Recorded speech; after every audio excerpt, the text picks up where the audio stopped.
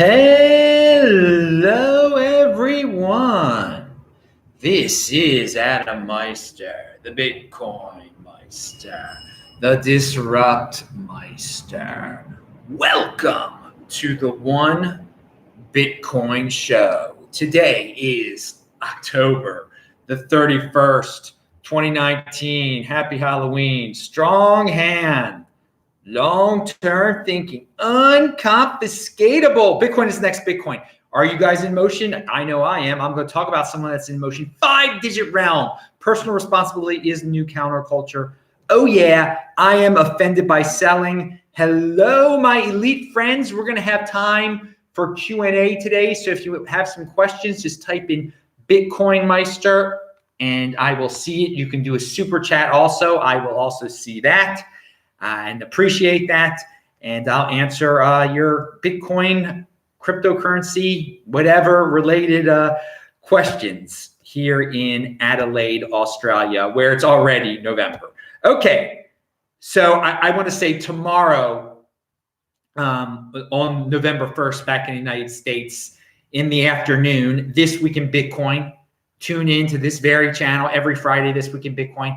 Very special, awesome guest. David Nage, and I linked to him below. You should follow him.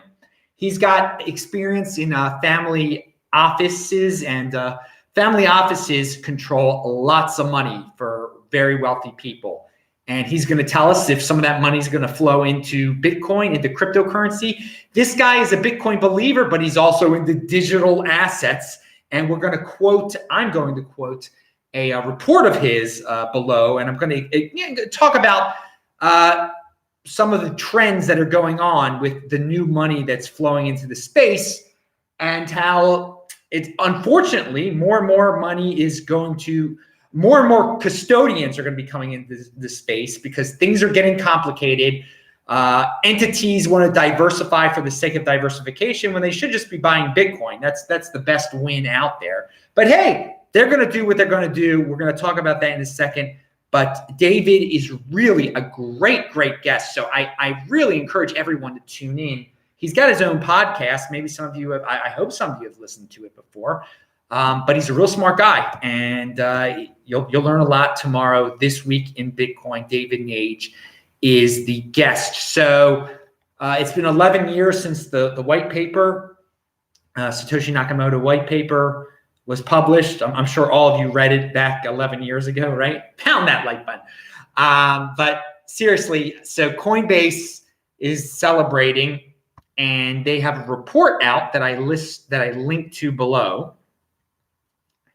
And according to Coinbase, they use a poll, I think, from a few months ago. And this is not this is I do not believe in these numbers. They say 27 million Americans are Bitcoin. What do they say? There are now more US Bitcoin users than there will ever be Bitcoin in circulation. So the poll says that 9% of all Americans, 9% of all Americans are Bitcoin users. I have no idea what that means. I know 27 million people in the United States of America. I go around talking to Bitcoin to Americans. So many people have no clue what it is. That's an exaggerated number. It cannot be 9% yet. Maybe that's how many people heard of it. They're answering the poll incorrectly. Do they actually hold Bitcoin? Any 9% of Americans use Bitcoin, have held Bitcoin at one point? Is that what that means? Because I strongly disagree with that. So I'm pointing out this report for a number of reasons, because people love these glamorous numbers. They love to no one really actually goes to research the numbers, get a second opinion on the numbers. They go with one poll and just keep on repeating it over and over again. And that's quite common in this space. It's a new space, and there's it's nebulous. People really don't know what is going on. One day we'll have a better understanding of how many people are really into it. It is new, and that's great. Just when you hear a number like 9% of all Americans, 27, and it sounds so great. For a person that has one Bitcoin, remember, this is the One Bitcoin Show. If you have one Bitcoin and you hear that, well, there's already 27 million Americans that have it, and that means just in America alone, all the current users will not be able to have one Bitcoin. That I must be in great shape. Yeah, you are in great shape. So if something like that encourages you to get one Bitcoin, that's awesome. But I do doubt. I doubt the numbers. But it's a growing space. 11 years since the white paper. We'll get more clarity one of these days. More reliable polls. Best part of Adelaide so far. Someone asked me. It's just really relaxing, very peaceful. It's a big city, a calm big city, and I've just been left alone. I think that's the best. It's Sydney. I love Sydney, but I was very busy there. I like that. It's relaxing here. That's the best part for me because it's been a hectic. There have been many hectic aspects of the last year, and I'm glad as we get closer to November 20th. That and that's when things got real hectic for me, that things are really calming down and are relaxing. So this is a great way to tie it all up. But there's more, but there's much more to come after this. There'll be a lot of craziness once I get back to America. I'm into the craziness too. I like the break, and I don't know, I feel quite free out here. There's the answer to your question. Pound that like button. Australia is beautiful. It's a cleaner, safer America. I don't know if some Australians are going to like me saying that, but man, it is so safe to walk the streets here in a major city. So let's compare. This is the 6th largest city in Australia in terms of population, and the 6th largest city in America is either Phoenix or Philadelphia. It goes back and forth. It would not be this safe to walk the streets of Philadelphia at 1 a.m. like I was walking around last night. I take an evening walk here. Sometimes it's not till 1 a.m, 12 a.m, whatever. No, you wouldn't feel the same doing it in the middle of Philadelphia or Phoenix for that matter. Although I've been to the Phoenix airport, never been to Phoenix. All right, moving on. I hope you're playing this at 2x, people. A lot of people tweeting on Twitter, follow me on Twitter at TechBalt, TECHBLT, that they're playing these podcasts, these shows at 2x. Hey, man, be efficient with your time, dude. Be very efficient with your time. I feel like I have more time here in Adelaide also. Okay. I recommend it as a place to visit for Americans. It's beautiful. Now, one thing another number from this report that's just so happy, Coinbase's happy report that Bitcoin's the white paper is 11 years old. More than 55,000 nodes, essentially computers running the Bitcoin software, are connected to the Bitcoin network. Nodes are the fundamental source of truth for the Bitcoin ledger and are responsible for recording and validating transactions. While the Bitcoin network could theoretically operate on just a handful of computers, more nodes increase decentralization, and that's why I'm reading this whole thing, and security by allowing anyone with a computer and internet access to run a node. Bitcoin allows anybody, anywhere, to have a vote in this global system. They got that 55,000 number from the Luke Jr. site. You can go there right now and see. He says there are 55,000 Bitcoin nodes all over the world. There's other sites that say it's closer to 10,000 because those are listening nodes. Luke Jr. says it doesn't matter if you're a listening node or not, it's 55,000.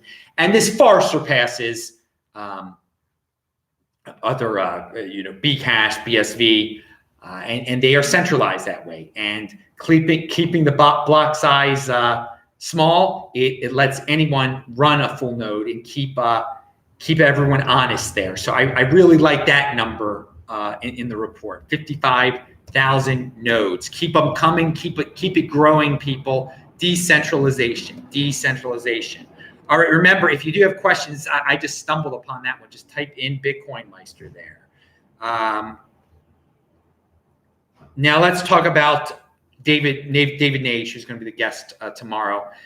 He says he's got a report out there. I actually retweeted it. Current market overview of digital assets by David Nage, an overview of the digital asset landscape for family offices and institutional investors. So this report is pretty good because it makes it dumbs down some I don't know if I want to use that word. It simplifies things like the halving and not to be scared about Bitcoin, that it didn't crash, that it didn't die, for these family offices and institutional investors. Because something that David points out is that many family offices, I mean, these are billions of dollars, they think Bitcoin's died. They're freaked out by the volatility, they read the headlines and they don't dig much deeper, and that's unfortunate. So this report is good for them, but it also talks about decentralized finance and what is it? Security tokens. Yes, security tokens. Okay, these are buzzwords, and we've heard of this, and a lot of this stuff is based on Ethereum, and it's growing. It's growing. I mean, decentralized and so these institutional investors, these family offices, the people managing their money there, all right, the guys in charge, they're used to diversification for the sake of diversification. They can't just buy Bitcoin. So what they are into are these two buzzwords, especially the decentralized finance, okay? But in order to properly manage it, if you're going to manage Bitcoin, that's not too hard to do. And that's why I say keep it simple, people. Stick in Bitcoin, you put it on your Trezor, that's it. You're managing your Bitcoin. You don't have to do anything. But these family offices, these institutional investors, they need returns. They need constant reports. And they need to diversify, unfortunately. So it's very complicated for them. And they can't just do it alone. They have to, they can't tell their the people funding them, like, oh yeah, I'm just holding everything on a Trezor. No. And first of all, with this decentralized finance nonsense and these security tokens, you can't just keep them on a Trezor. So this creates the need for custodians. So it's a vicious cycle. The custodians, the more things get complicated, the more custodians are necessary. Okay, and the more custodians there are, the more comfortable these traditional financial offices are going to be, and they're going to buy up. They're going to get more into diversification for the sake of diversification, because they're going to see, oh, the custodian is doing a great job of managing my decentralized finance assets, or my decentralized finance companies, whatever it might be. And then they'll tell their other family offices will feel more comfortable, and more money will flow into these custodians. And unfortunately, since things will be so complicated, they'll keep all their Bitcoin there too. So that's why we're seeing more and more Bitcoin being managed by custodians, because they're going to be managing a lot of stuff for these family offices, for the institutional investors, et cetera, et cetera. So I say this is where the big boys play, okay? You're a family office, welcome to the space. I bring your trillions into the space. I am down with that. I don't think you should diversify for the sake of diversification. This report says otherwise, and David says otherwise, and you'll hear about that more tomorrow. I think you should just get Bitcoin, and Bitcoin will beat. But you're used to decentralization. You're used to not decentralization. You're used to diversification for the sake of diversification. Do what you're going to do, people. I want to tell the individuals out there, the sovereign individuals who want to control their own private keys, who want to, want to control their own wealth. Don't get tempted by this stuff. Don't get tempted by this decentralized finance. But you're going to hear more and more about it, because more and more money is going to pour into it, especially from the institutions. So there'll be a decentralized finance bubble, no doubt about it. Security tokens bubble. It's on the horizon there. But it'll pump Bitcoin. Maybe that'll be the 2021 pump. That'll be the equivalent of the ICO ridiculousness that we saw in 2017. Okay, but interesting. Tomorrow's show is going to be very, very interesting. So let's move on to Libra real quick. The Libra hearing that was earlier this week. Was it this week? I don't even remember when it was now. Okay, here. I just see. Did more people have questions here? Okay, no. More people did not have more questions. People aren't saying a lot in the chat. There's plenty of you in there. Pound that freaking like button. Hey, you don't have to have questions. Hey, Bitcoin to the moon's in there. Do you like this shirt? Okay, so I finally watched Yaron Brook's awesome commentary on the congressional hearing of Mark Zuckerberg. And he was not kind at all. He was, if you watch this, it's linked to below, you will be, if you're not a Libra, if you're not pro Libra, I think you'll be pro Libra after this. Now, I think it's great that Yaron Brook, who is a follower of Ayn Rand, objectivist. Oh God, I can't pronounce it. Yeah, I'm glad he's talking about cryptocurrency. He doesn't fully understand it, but what he points out is that the people asking the questions of Zuckerberg, 99% of them or 90% of them don't understand a thing. And he defends Libra. He says he loves the innovation. He says that Zuckerberg should have just said, put up the middle finger to them. He thought Zuckerberg was way too polite. I agree. And the government has no place in this. They have no place in this. If you don't like it, don't use it, Yaron Brook says. I agree wholeheartedly. I've said that before. He says it doesn't matter how many minorities are involved because people, I mean, the senators, the congressmen were asking the most ridiculous, embarrassing questions that had nothing to do with the underlying technology. Mark Zuckerberg is risking, billions of dollars on this project, and they want him to. I don't know. They want him to. They want to tell him how to run his company when he's putting a lot at risk here. They asked him, "Would you put your inheritance for your children in Libra?" The dude's he's risking his whole company on the thing, or a great deal of his company's wealth on it. And they're asking questions about that. Like they don't understand how companies work because they've never worked at a company. They're hooked on power, and they ask questions that they think are going to give them more power. Yaron Brook says something about that, how he wants a gold-backed cryptocurrency. Again, he doesn't fully get it, but he gets it more than these freaking congressmen do. So it's a good video to watch. Played at 2x.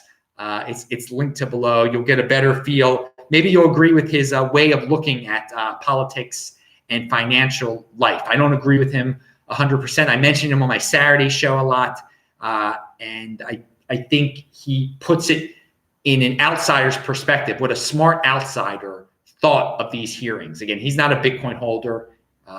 He's an innovation fan, and he thought it was ridiculous because, again, bureaucracy stifles innovation. They have no business in the innovation world.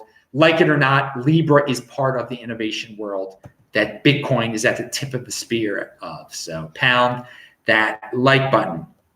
Moving back to this DeFi stuff. Here is an article about an Ethereum related article. And it says, Ethereum is now unforkable thanks to DeFi. If there can never be another Ethereum classic like fork, then it seems that governance by fork will become a thing of the past. Welcome to the post-forkable era. So let's break this down a little bit. There could be a disagreement in the Ethereum world in terms of how a proof of somewhat big proof of stake. A proof of work change before they get the proof of stake. Okay, and well, people could agree. It could disagree and say, hey, we're not going that direction. We're going to keep it this way. You go your way. You change the algorithm the way you want to do it. Okay.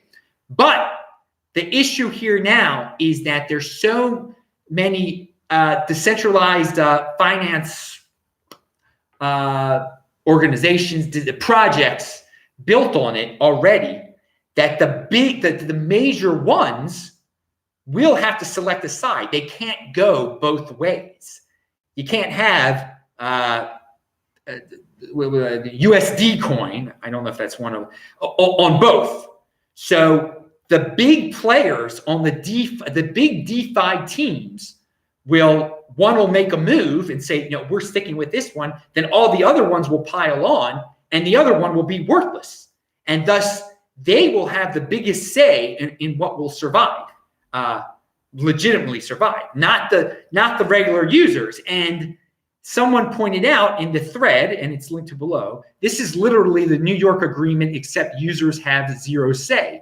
DeFi apps teams make the call. Users have no choice. And he says Ethereum is thus captured by VCs. Okay, that's an interesting way of looking at it. But hey, Ethereum is not supposed to be Bitcoin.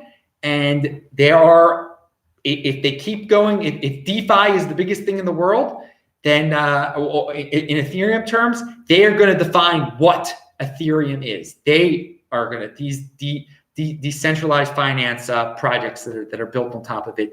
The article is a very interesting one, but it seems like it. Well, anyway, check it out. All right. Yes, buy Bitcoin only, of course. But hey, I want to talk about other aspects of the cryptocurrency space to show you, that there's going to be a lot of money flowing into this DeFi stuff.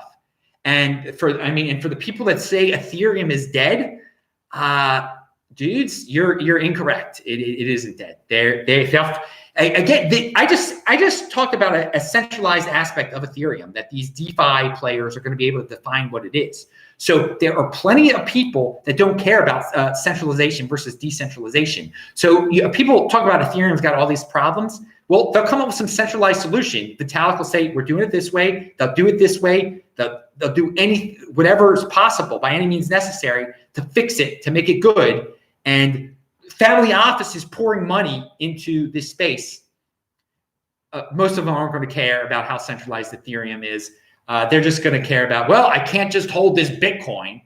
Maybe most of my holdings can be in Bitcoin, but I got to diversify for the sake of diversification. What's number two? They'll find Ethereum. Rowan Q says, Bitcoin Meister, if Ethereum forked again, who do you think would be their king of the trolls? And no, there wouldn't be. There's not going to be another fork. I just said they just gave a logical reason why there's never going to be another Ethereum Classic. So there will be no. Their leader is Vitalik. Vitalik is the leader of Ethereum. That's it. There's going to be no fork where there's going to be a new leader. There's going to be no cultish fork. That's the thing. With Bitcoin, they can keep on. You're always going to be able to convince someone to, this is the real Bitcoin, or based around a major issue. And we all know what the next major issue is going to be: increase the supply. So a better question is, who's going to be the Jim Jones of 42 million Bitcoin? I don't know. There'll be someone. there'll be someone, but no, Ethereum isn't going to be doing things like that anymore. Like and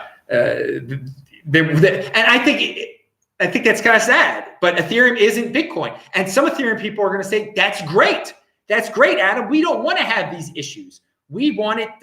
We want to clearly know what Ethereum is, and we don't even want these little minor forks to come out. We don't want it at all. We don't want the drama at all. We don't want the drama at all. I think that's what the conclusion. So, that's a legitimate argument. We don't want the drama at all. Okay, you don't want the drama at all. Bitcoin will take the drama because it keeps on making Bitcoin stronger. It keeps you know what the real Bitcoin is when all these forks keep on coming. And they will keep on. There'll always be new issues. That's great. That's great. It makes Bitcoin stronger. All right, finally, this is from Daniel, who he of justlearnbitcoin.com. It is linked to below. He sent me an email. He wanted to tell everyone this. I know it's been a while, and for some reason, people on YouTube think I'm dead. I don't know if that's the case lately, but no, I'm just in motion, improving justlearnbitcoin.com, developing new products and services. So for those of you wondering where Daniel is, and he's in the chat right now too. He is alive. He hadn't been around for a while. So thank you for that email, Daniel. And I'm glad to see you're there right now. Everybody, okay, but think about I mean, here we go. Here's a guy asking me about gold and silver bullion. And he still, this guy clearly is an old-fashioned guy because he can't type in Bitcoin Meister. So I just happened to see that dude. What do I think about gold and silver Bitcoin, gold and silver bullion? You haven't watched my show very often, have you? You're a newbie here, or you just don't pay attention. I think they're jokes. I mean, what's the point? What is the point when we have digital gold? If you want to be old-fashioned, then great. Okay, cool. You can't. I travel around the world. I couldn't bring a bit of silver with me. Okay, I get stopped real quick. Okay, totally old-fashioned. We're in a digital world now. Young people do not care about your gold and your silver. It's over. Okay, and sure, there'll be some. You can preserve some of your wealth in it. It's just. It's complete lunacy at this point. So I think it is ridiculous. I think it's a waste of your time. And I've said this many times, precious metals, it's nonsense. It's nonsense now. You can't take it away. And what has the precious metals market done over the last 10 years, okay? Over the last year, the last 5 years, when Bitcoin, for all you dudes, and dude, you've probably been like, I've been stacking my silver. 2015, you're like, I'm stacking my silver. And then you had people like me saying, you should be getting Bitcoin. It's $250 right now. I mean, it's just below the cryptocurrency. I mean, I'd rather have Litecoin than what you're talking about, okay? Than this gold and silver stuff. It's such a waste. It's so old-fashioned. The world is changing, man. This is the golden age. Okay, we're not doing things the old-fashioned way. We're about to enter the 2020s here. So if you think it's stacking, go ahead. Stack your silver. All right. I would rather have Litecoin, and that's saying a lot because I value my wealth in Bitcoin. That's how ridiculous I think these precious metals are. I think it's go be a fan of Peter Schiff. Go his route there. I mean, the doomers and the gloomers. It's just how are gold and silver ever going to do well? The world will have to end. Basically, that's what they want. There to be a nuclear war, everything to go backwards, and then we'll go back to gold. It's not happening, dude. It's doom and gloom. That's the word of gold. The world of gold and silver.